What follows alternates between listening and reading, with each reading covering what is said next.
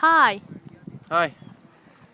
So, yesterday I heard a good story from you regarding your self-guided university. I would like to hear that story again, and also for the ones who don't know you, you could start by telling who you are and then what have you been doing. Okay. I am Marien, and after finishing a degree in cognitive neuroscience, I decided not to partake in that direction any longer, but that I wanted to take control of my own learning and start my own university. Cool. And how did that happen? Well, that was a rough thing.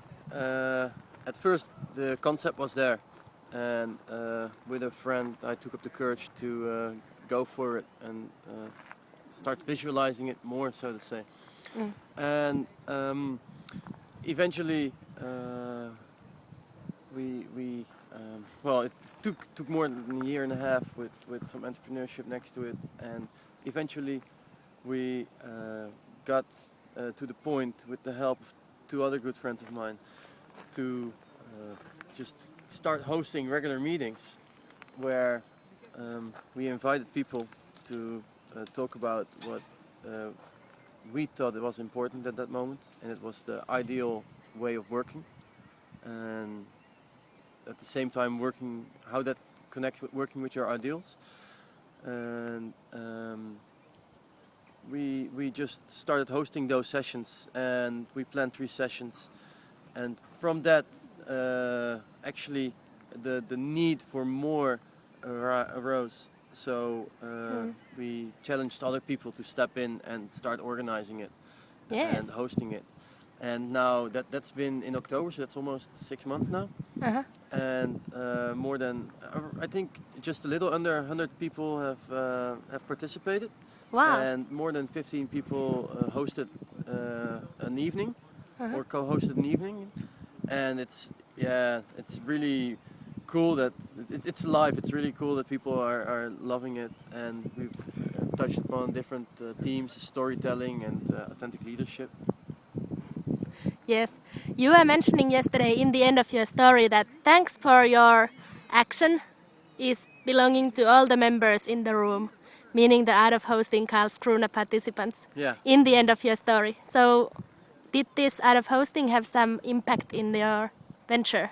It definitely did. I was here last year for the first time in contact with the Art of Hosting, and I really was impressed by the way that they hold a space in such a way that co-creation almost, well, it seems really easily that it evolves from that, it emerges out of that.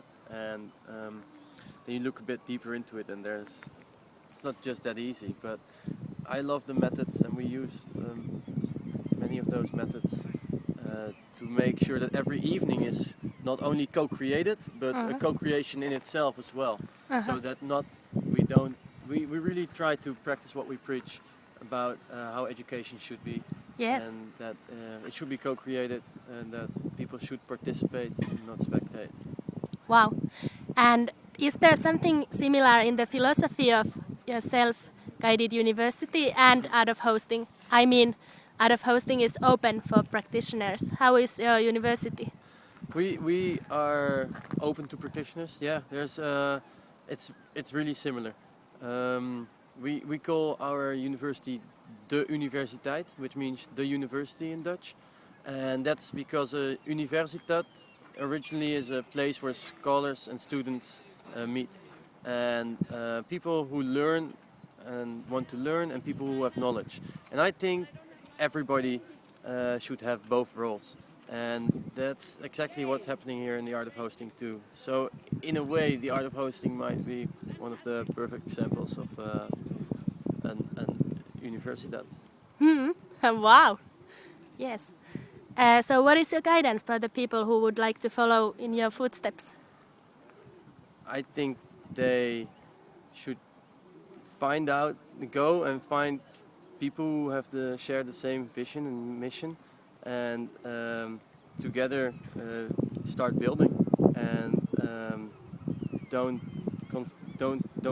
stick in the conceptualization phase, but ask for help from other people and just start creating it, and it will be alive if you give other persons the space to fill it in too, so that you share your learning together. Cool. Thanks, Marien.